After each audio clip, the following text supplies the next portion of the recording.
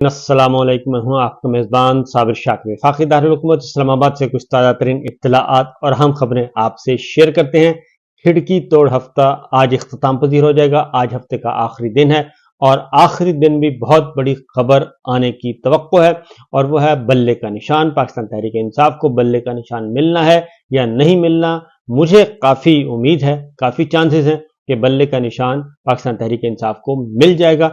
अगर बल्ले का निशान न मिला तो इसका मतलब है आउट ऑफ द बॉक्स कहीं जाके बहुत कोई गहरी किस्म की जो है वो डील और गहरी किस्म की एक साजिश है जो कि हो रही है और उसका फिर बहुत बड़ा खिलवाड़ जो है आने वाले दिनों में होगा और पाकिस्तान में सियासी इस्तेहकाम नाम की कोई चीज़ भी नज़र नहीं आएगी। और पाकिस्तान तहरीक इंसाफ के बगैर अगर कोई इलेक्शन करवाए गए, बल्ले के बगैर इलेक्शन करवाए गए तो इसका मतलब है कि वो इलेक्शन नहीं बल्कि धांधली और सिर्फ धांधली के नतीजे में एक सिलेक्शन है जिसे कोई कबूल नहीं करेगा। बहरहाल आज का दिन काफ़ी इंपॉर्टेंट, हफ्ते का आखिरी दिन है। मैंने आपको बताया था कि ये खिड़की तोड़ हफ्ता है और इसमें बहुत सारी खबरें आएंगी और वैसा ही हुआ। खबरें भी बहुत आई और आखिरी दिन तक आ रही हैं और इस हफ्ते में दो ऑनरेबल जजेस जस्टिस मज़ाहिर अली अकबर नकवी साहब और जस्टिस एजाजुल एहसन साहब दोनों अपने अपने ओहदों से इस्तीफा देके घर चले गए और ख़ासतौर पर जस्टिस एजाजुल एहसन साहब ने तो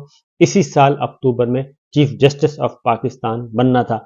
वो कितना ज़्यादा प्रेशर था, उनसे क्या डिमांड्स की जा रही थी, क्या कुछ उनसे मनवाने की कोशिश की जा रही थी और दीगर ऑनरेबल जजेस पे किस हद तक प्रेशर है और उनके साथ क्या क्या सलूक, बहिमाना किस्म का सलूक किया जा रहा है, ये आने वाले वक्तों में ये राज खुलेंगे तो उसके बाद अंदाज़ा होगा। इस वक्त जितनी भी की जा रही हैं लाइल्मी और जहालत की बातें, ख़ासतौर पे जस्टिस एजाजुल एहसन साहब के बारे में और जस्टिस नकवी साहब के बारे में, स्पेशली मैं जस्टिस एजाजुल एहसन साहब की बात कर रहा हूँ कि उनके बारे में भी ऐसा एक नैरेटिव बनाने की कोशिश की जा रही है जिसका मतलब है कि उनको हटाने वाले जो हैं वो काफ़ी परेशान हैं और उन्हें डर है और उनको खौफ है कि ये लावा कभी ना कभी फटेगा और अगर ये जल्द फट गया तो मामला कहीं से कहीं निकल जाएंगे।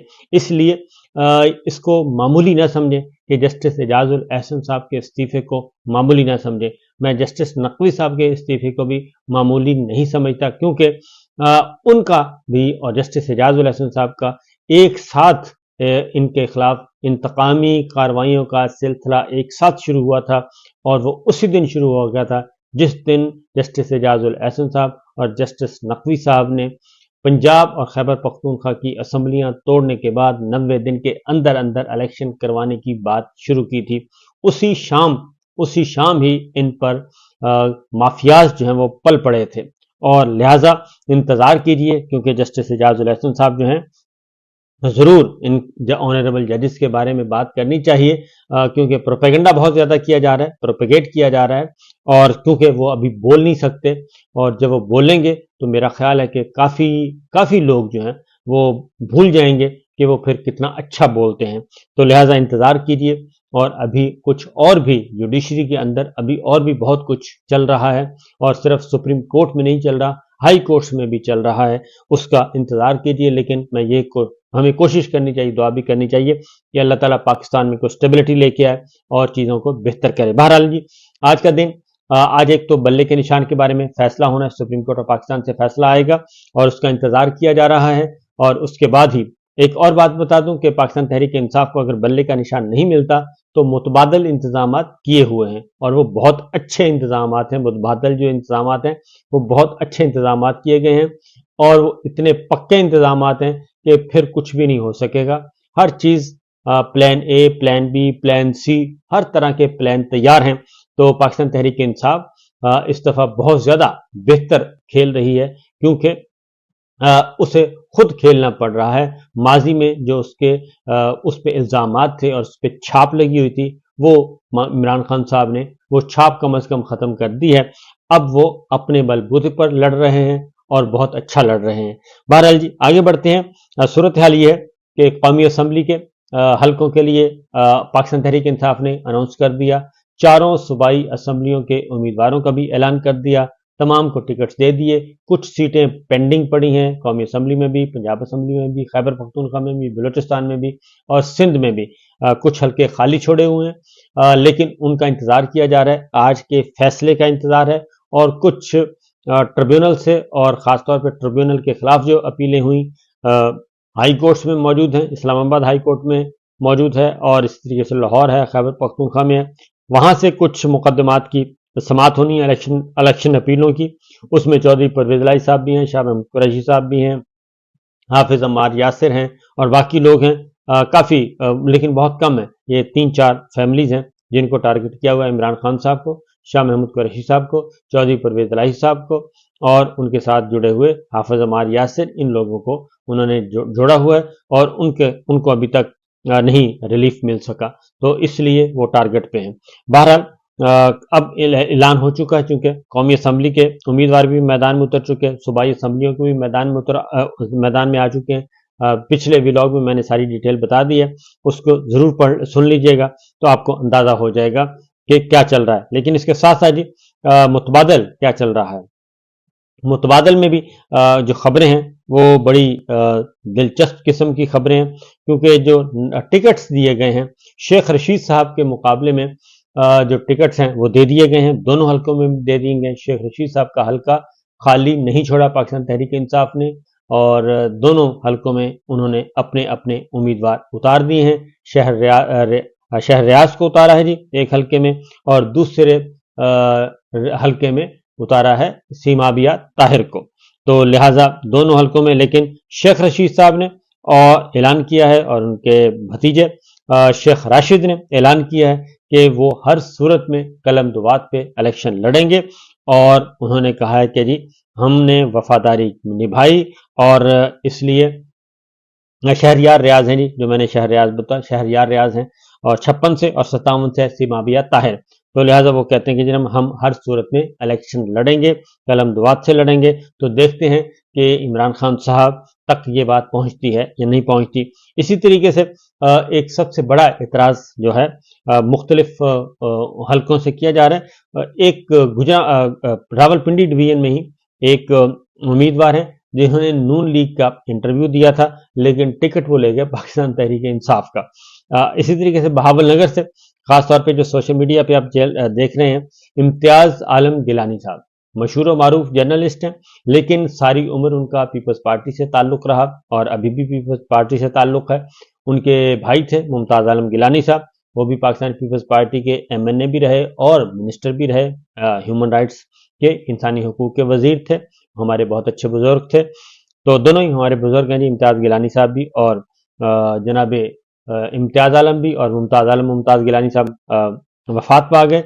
लेकिन सोशल मीडिया पे और डिजिटल मीडिया पे और पाकिस्तान तहरीक इंसाफ के अंदर जो ग्रुप्स हैं उनमें इम्तियाज़ गिलानी साहब जो हैं वो इस वक्त डिस्कस हो रहे हैं और बहुत ज़्यादा डिस्कस हो रहे हैं और पता चलाया जा रहा है कि इनको टिकट किसने दिया है, क्योंकि वो पाकिस्तान तहरीक इंसाफ में उन्होंने शमूलियत भी कहीं नहीं की किसी भी जगह पे, किसी भी फोरम पे, तो वो शमूलियत के बगैर पाकिस्तान तहरीक इंसाफ का टिकट ले उड़े बहावल नगर से।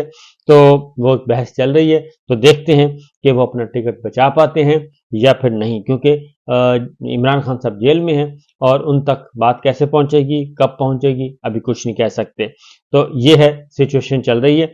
एक तरफ टिकटों की तकसीम चल रही है और दूसरी जानिब एक और खेल खेला जा रहा है और वो है कि इलेक्शन होने हैं या नहीं होने, इस बारे में अभी तक क्योस पाया जाता है।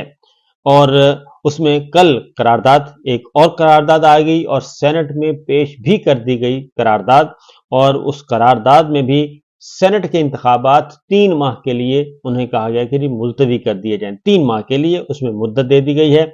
और ये करारदाद जरा थोड़ी सी मेहनत करके तैयार की गई है और इस करारदाद से लगता यह है कि इस करारदाद को संजीदगी के तौर पे इस्तेमाल किया जा सकता है मुस्तकबिल में। Plan A, plan B, plan C सामने जो रखे हुए हैं, जैसे पाकिस्तान तहरीक इंसाफ ने प्लान बनाए हुए हैं, इसी तरीके से इलेक्शन मुलतवी करने वालों के पास भी प्लान है कि एक जगह से नाकामी हुई तो दूसरी जगह, दूसरी जगह से हुई तो तीसरा तरीका अख्तियार किया जाएगा। IMF के $70 करोड़ मंजूर हो चुके, 13 तारीख को मिलने हैं और 13 तारीख को अगर मिल जाते हैं तो उसके बाद फिर शायद कुछ सियासी मंजरनामा और भी खुल जाए। तो देखते हैं कि IMF वाले पैसे 13 तारीख को दे देते हैं या फिर इलेक्शन सिंबल अलॉट होने के बाद देते हैं। ये बड़ा है ज़रूरी है जी, ये नुक्ता यहाँ पे फंसा हुआ है। तो बहरहाल सेनेट की करारदाद है, वो मैं आपको बता देता हूँ कि वो कहता है कि सेनेट की करारदाद में जो पेश कर दी गई है, ईवान बाला मुल्क भर में आम इंतखाबात के इनेकाद की आइनी जिम्मेदारी की तकमील के मराहल के हवाले से इंतखाबी उम्मीदवारों को निशाना बनाने के बढ़ते हुए वाक़यात में मुसलसल इजाफे पर गहरी तशवीश का इजहार करता है।